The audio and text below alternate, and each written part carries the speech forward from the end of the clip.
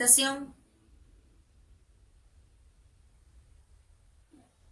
Ya, miren, habíamos hablado de esto, o sea, habíamos hablado de los tipos de variables dentro de los ensayos clínicos y teníamos estas de acá, o sea, teníamos la variable primaria, las variables secundarias, las compuestas de evaluación global, la primaria múltiple, las subrogadas y las categorizadas.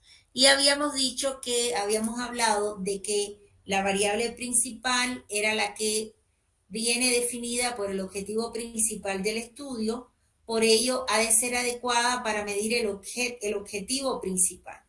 Debe ser la variable capaz de proporcionar la evidencia pertinente y convincente relacionada con el objeto primario del ensayo y es la que se toma en cuenta para la determinación del tamaño de muestra, ¿no? O sea, cuántos sujetos voy a incluir en ese ensayo está en relación con la variable principal y es la que más eje, mayor, ¿cómo decirle?, participación tiene en el análisis estadístico y todo va a estar girando en esa proyección de análisis estadístico sobre esta variable principal o variable primaria.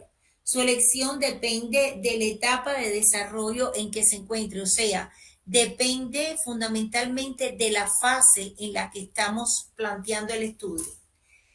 Debe ser eficaz, responder al objetivo principal y suministrar pruebas científicas con respecto a la eficacia. Por tanto, la mayoría de las veces esta variable principal, que también se le conoce como endpoint, ¿no? Si van en el término de ensayos clínicos, igual que le enseñé la acotación de los brazos para definir los diferentes tipos de tratamiento, pues se le llama endpoint principal o endpoint de subrogación a este tipo de variables, para hablar en términos de ensayos clínicos. A veces esa variable puede ser o de seguridad, que es lo mismo que tienen planteado ahí de inocuidad, o tolerabilidad. Y por supuesto, si estoy en un fase 1, esa variable principal o el endpoint principal, pues evidentemente será una variable que define la inocuidad o la tolerabilidad. Si estoy en un fase 4 también, ¿no? Porque la diferencia entre el fase 1 y el fase 4 es que el fase 1 me mide la inocuidad o tolerabilidad a primer contacto con la droga, mientras que el fase 4 me mide inocuidad y tolerabilidad a largo plazo, 10, 20, 30 años. Pueden ser más, 40, 50. La variable principal debe especificarse en el protocolo, el documento de protocolo, junto con la justificación de por qué se selecciona esa variable principal. Y hoy en día también se pide, además de esto, que esa variable esté validada, o sea, que sea una variable que cuenta con un sistema de validación. Ahora, se pueden usar variables subrogadas que se relacionan con la principal. En realidad, la variable de subrogación, lo vamos a ver en la clase de hoy, da respuesta sobre a la variable principal, sobre si funciona o no el tratamiento, si el tratamiento es seguro o no. Por ejemplo, en el cáncer de ovario, yo puedo usar el marcador tumoral CA125. O sea, el marcador tumoral es la variable de subrogación, ¿no? Y progresión del tumor pudiera ser la variable principal. Si hay disminución del marcador, puede ser un indicador del pronóstico de que el tratamiento funciona o la intervención que hice sí funciona. También están, o habíamos visto, las variables secundarias, ¿no? Que son cuantificaciones de soporte relacionadas con el objetivo principal o cuantificaciones de efectos relacionados con los objetivos secundarios. Se predefine en el protocolo y su importancia relativa y su papel en la interpretación de los resultados del ensayo clínico son cruciales, porque no son variables de subrogación, pero me definen el estado y la progresión o no del curso clínico de la enfermedad. La cantidad de variables secundarias debe limitarse y debe estar relacionada, o sea, relacionarse con la pregunta que se pretende responder en el ensayo. Fundamentalmente eso. Y habíamos visto, además, que teníamos diferentes tipos de variables, ¿no es cierto? Que teníamos variables cualitativas, discretas o categóricas, como dicotómicas o binarias, por ejemplo, mortalidad o curación, ordinales, donde no hay igual distancia entre los diferentes valores, por ejemplo, cuando hacíamos los estadiamientos de una afección con remisión completa, remisión parcial, no cambio o progresión, ¿no? Por ejemplo, por ciento de pacientes con respuesta total o parcial, y así sucesivamente, o con recaídas o con remisión. También tenemos las cuantitativas o continuas, que es una escala igual para todas y se puede medir a diferentes puntos de la escala. Hay igual distancia entre los valores, por ejemplo, de la tensión arterial, del peso, y en ello se puede medir o establecer una diferencia de un antes o un después. O sea, igual cuando yo mido un marcador antes y después de la intervención, ¿no? O puedo medir el HLA antes y después de la intervención, porque, por ejemplo, puede que antes no se esté expresando y después de la intervención, como hay una mejoría, pues empieza a expresarse el HLA. Por ejemplo, los diámetros en el tumor antes y después, ¿no? La presión arterial antes y después, los niveles analíticos de glicemia antes y después. Y también hay otro tipo de variable que son los de tiempo de supervivencia o tiempo hasta la recaída. Es una variable de tipo continua, pero se estudia aparte. Mucho uso en pacientes con cáncer o hasta que el paciente muere o hasta que el cáncer progresa. Por ejemplo, una curva de supervivencia libre de enfermedad en función del tiempo, pues es una variable de supervivencia o de tiempo hasta la recaída. Solo es para que recordaran eso. Vamos a entrar entonces directamente con la clase que nos compete hoy, que es la de variables de subrogación.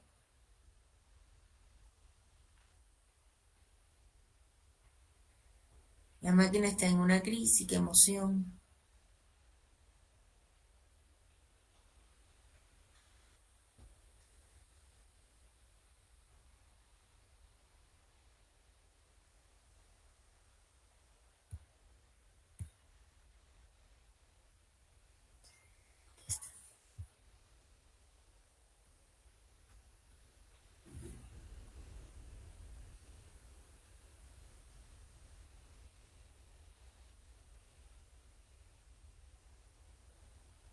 Ahí estamos, con las variables de subrogadas en los ensayos clínicos. Esta clase tiene una primera parte un poco tediosa porque son los conceptos y eso, y la segunda parte ya van a ver que es como más dinámica porque es sobre la base de la clínica real y de lo que uno puede ver en los pacientes.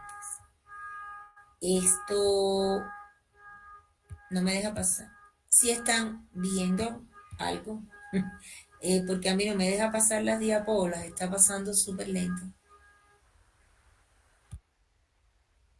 Pero una imagen, ya, ok. No me deja pasar, no sé por qué. Ahora sí. Miren, aquí es lo mismo que habíamos visto ahora mismo. Los tipos de variables utilizadas en los ensayos clínicos y vamos a circunscribirnos fundamentalmente a las variables de subrogación. ¿Por qué? Porque la variable de subrogación también la hace el biotecnólogo. La diseña, por supuesto, la busca, la encuentra y puede obtenerla, validarla, establecerla para determinados estudios. Eso es muy, hay gente que se dedica solo a estas variables de subrogación.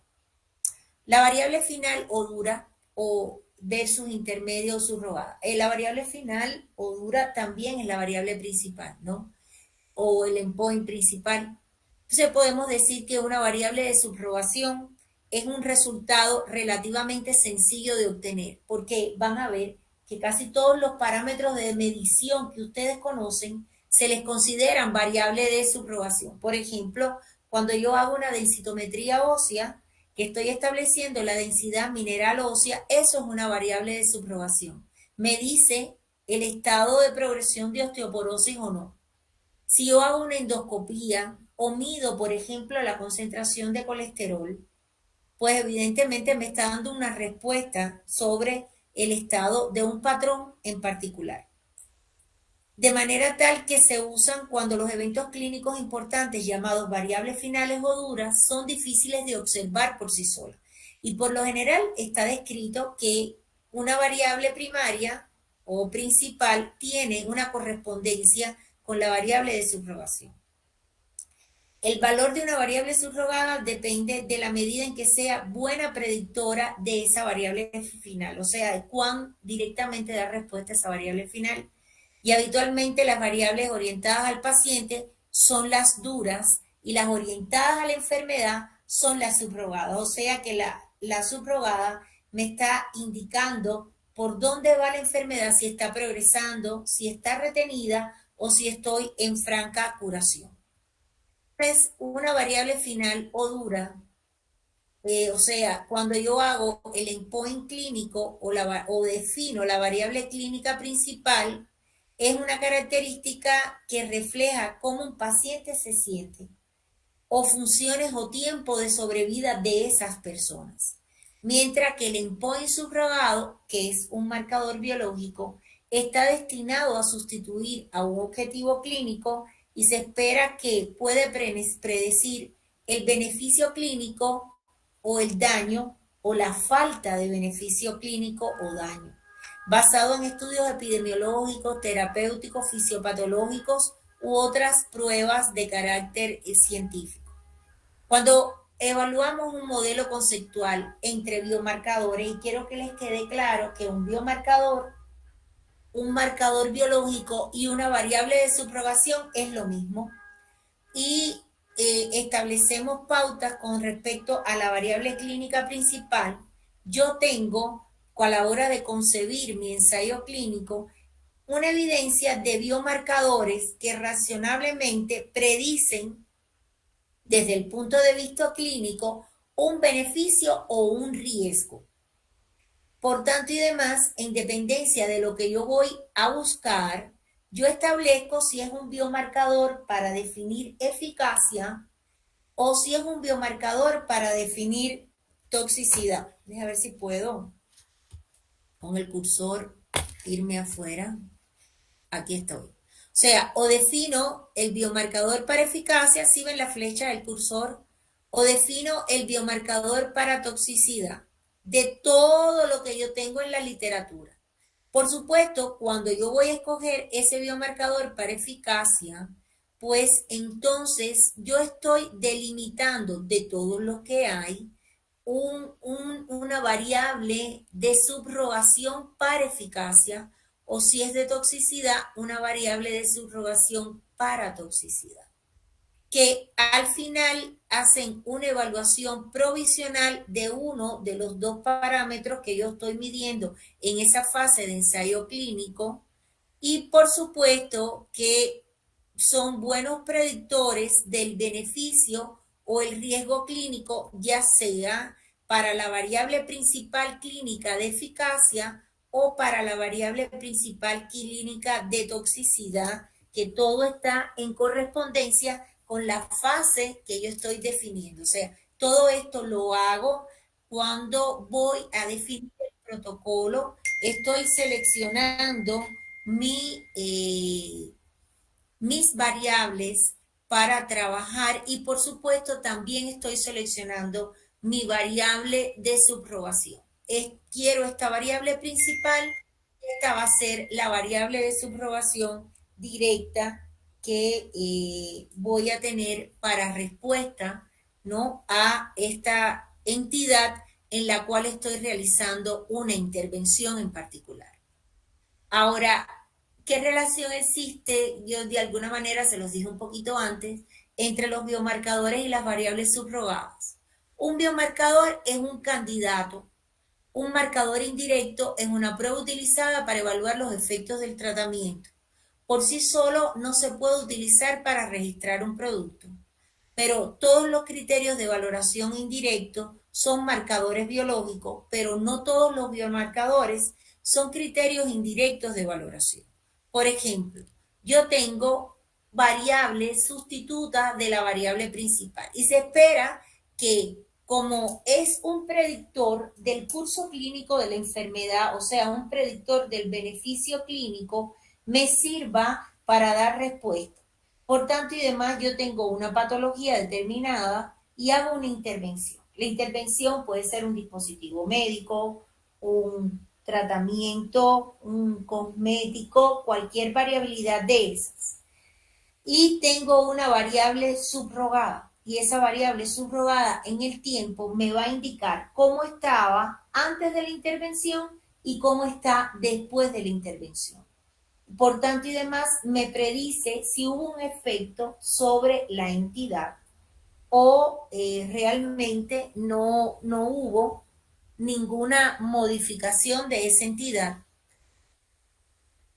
Por tanto y demás, se requiere que puedan ser usadas para reemplazar a la variable principal.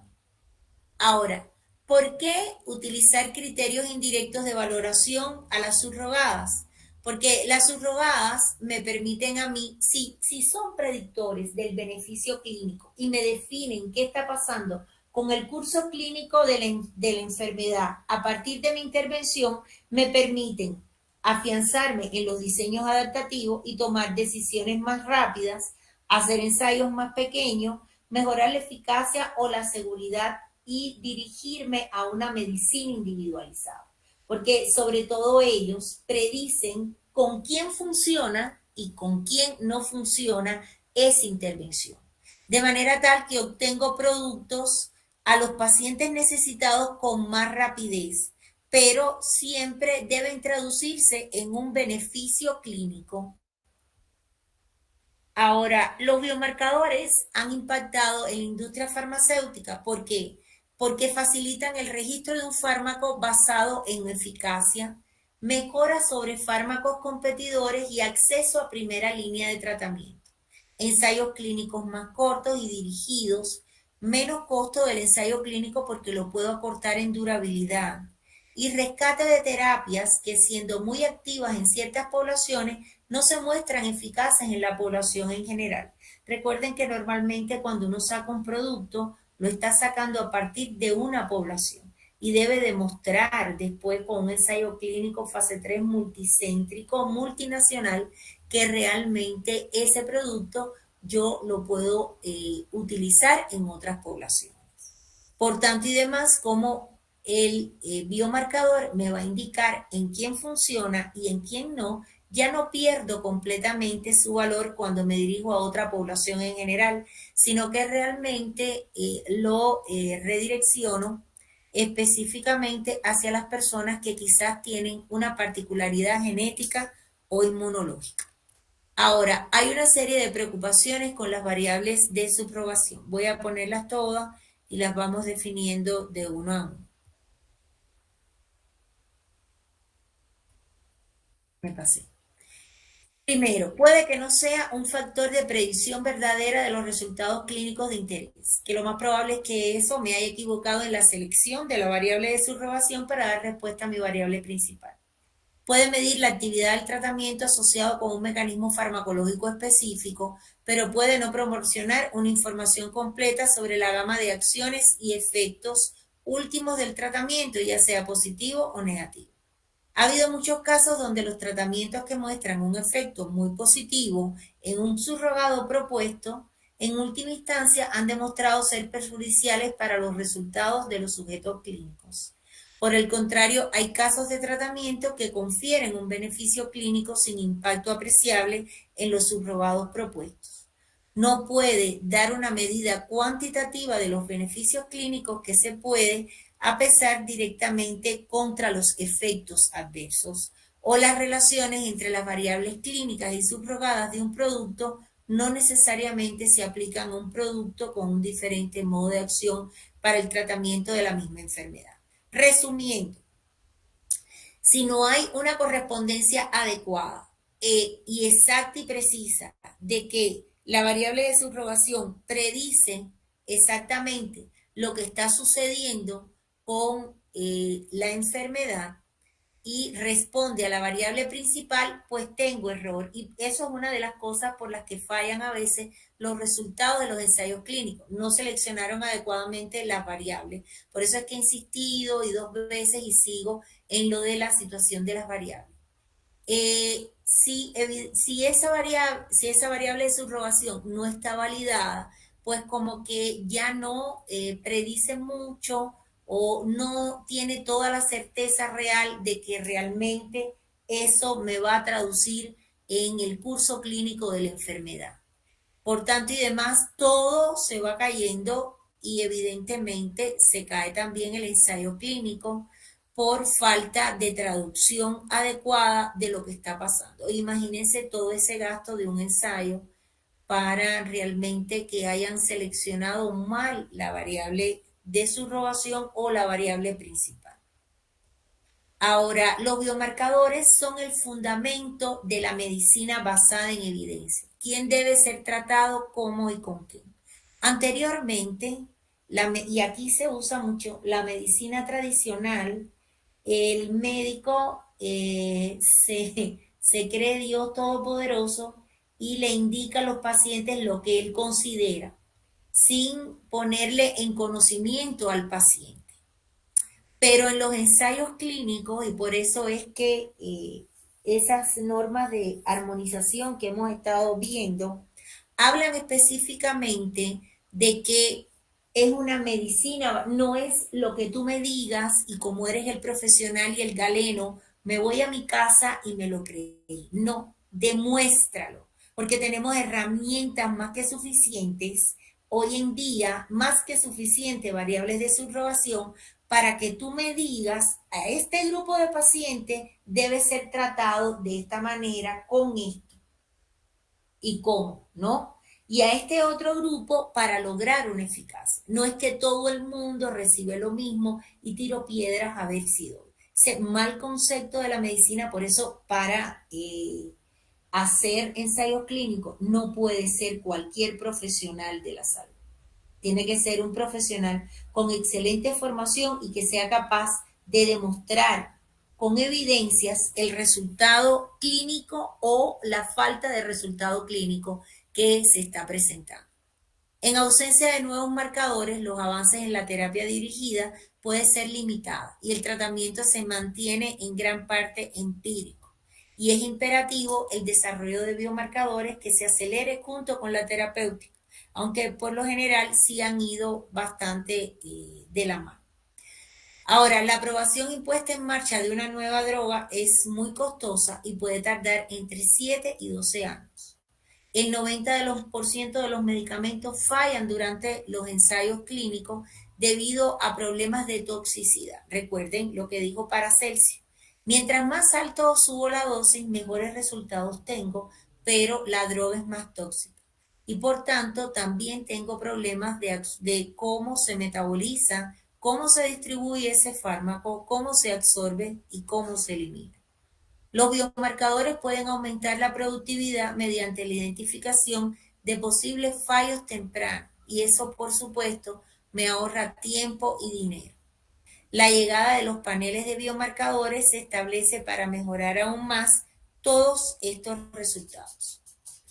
Ahora, los biomarcadores en medicina clínica, ¿cómo se usan? Se usan en el diagnóstico, se usan en herramientas de estadificación. No sé qué es eso que me salió ahí, porque se me está acabando la batería.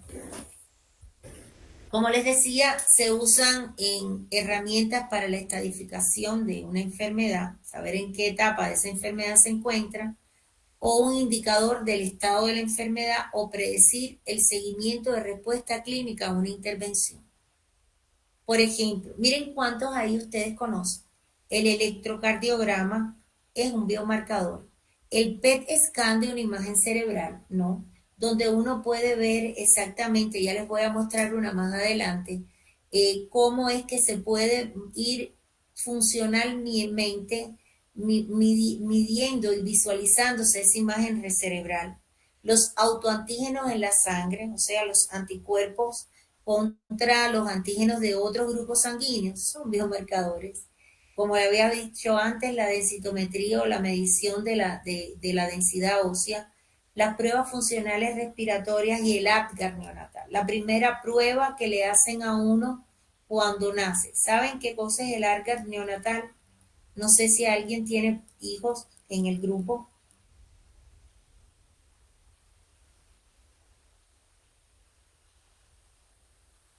¿No? ¿No saben qué es? ¿O sí? No, profe. Cuando el niño nace, en el momento que nace, se le da un puntaje de coloración de la piel, llenado del lecho unguial de las uñas, el tipo de llanto, la movilidad que tienen, y eso se mide nuevamente en los próximos 9 minutos. Se les llama 9-9 porque son 9 parámetros que se miden en el momento del nacimiento y a los 9 minutos. Porque si el tránsito cuando está naciendo es muy engorroso para él y el niño solo es el momento del que va pasando por el canal del parto, que es complicado y se recupera rápidamente, pues no tiene ningún problema. O sea, por lo general los niños sanos nacen con un Apgar neonatal de 9-9, 9 parámetros perfectos al momento del nacimiento y 9 parámetros que se mantienen a los 9 minutos después. De manera tal que, por ejemplo, yo puedo tener un niño que el parto fue distóxico, lo tuvieron que sacar con espátula y tiene un Apgar neonatal de 3. Pero si a los 9 minutos se recuperó y tiene 9, el niño está sano. Así más o menos se comporta. Ahora, si el niño nace con un Apgar de 6 y a los 9 minutos tiene 1 o 2, el niño está en franco peligro. De manera que te permite a ti ese puntaje saber exactamente las condiciones fisiológicas en las que ha venido ese niño a este mundo. ¿Ok? Estén pendientes porque cuando tengan hijos, lo más importante cuando estén en ese momento es que digan, ay, el niño tiene 9-9, un Apgar de 9-9. Usted pare la oreja, madre o padre, y si eso es lo que están diciendo, pues su hijo viene sin ninguna dificultad a este mundo. Ahora, los biomarcadores se utilizan también en el desarrollo temprano de drogas y me permite a mí tomar decisiones. Por ejemplo, yo puedo hacer determinación de biomarcadores en un estudio preclínico o una prueba de concepto. Por ejemplo, para evaluar la actividad en un modelo animal o establecer un puente entre la farmacología humana y la animal a través de pruebas de mecanismos u otras observaciones. Evaluar la seguridad en modelos animales y evaluar la seguridad humana en etapas tempranas de desarrollo. Por tanto, en la química sanguínea es un ejemplo de biomarcador, la superficie de las células de expresión de proteínas, mediciones farmacocinéticas o el metabolismo de las drogas y su enzima fenotipo o el establecimiento de las transaminasas séricas o un perfil genómico con expresión, distribución de droga o receptor. O sea, cualquiera de esos yo puedo establecerlo en un desarrollo temprano de una droga y evaluar qué es lo que está pasando en el animal y proyectarlo a lo que va a pasar en el humano. Más o menos, cuando hacíamos una evaluación de seguridad en un modelo animal y estábamos midiendo la inmunotoxicidad, pues estamos haciendo esta transición porque igual necesito biomarcadores ahí, ¿no? Necesito inmunoglobulina o necesito anticuerpos o cualquiera de las variantes, o necesito citoquinas que me permiten establecer si esa intervención está siendo segura o no para ese animal. Más o menos por ahí va. Ahora, en el desarrollo posterior de las drogas y la toma de decisiones, yo puedo con los biomarcadores evaluar la dosis respuesta y el régimen óptimo para el efecto farmacológico. Debo determinar la dosis respuesta para la toxicidad y determinar el papel si procede con respecto al metabolismo.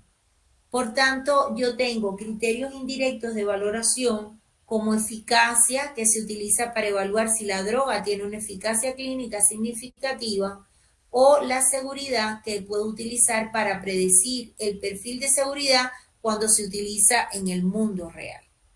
Ahí tienen otros biomarcadores. Un test psicométrico es un biomarcador. Una escala del dolor. Cuando yo le digo a la persona, del 1 al 10, defíneme cuánto te duele. Estoy estableciendo una escala del dolor. Claro que eso tiene particularidades porque depende del umbral del dolor que tiene esa persona. A lo mejor lo que para Milena no es doloroso, para Lucho es terriblemente doloroso. Entonces, por tanto y demás, son escalas que más o menos manejan, pero yo tengo que establecer de alguna manera esa subjetividad de cada persona.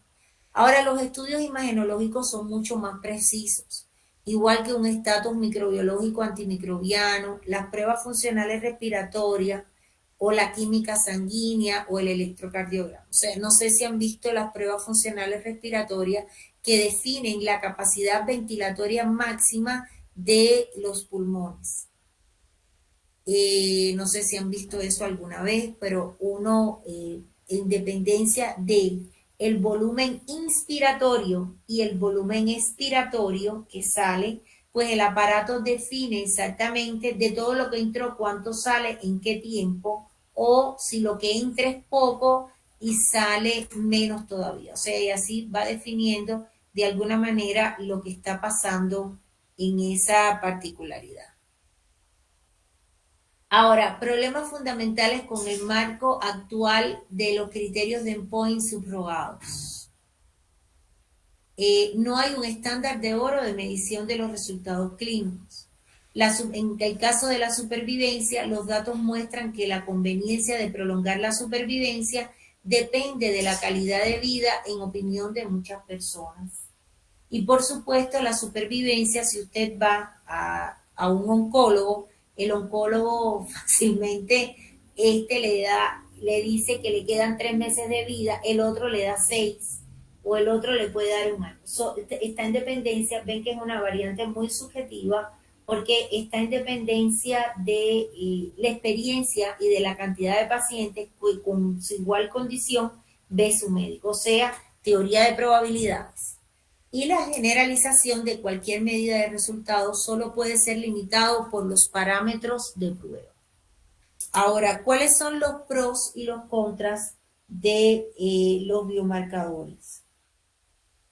Objetivo, cambiar más rápidamente que otros criterios de valoración. Una detección más rápida de los fármacos, candidatos potenciales, puede reducir los costos de desarrollo de fármacos de mayor tiempo, me comí una RI, de tiempo de salida al mercado. Y los contras, la validación. La validación puede ser muy complicada. Como ya les digo, en la actualidad se pide para aprobar ese ensayo que la variable principal y la variable de subrogación estén validadas.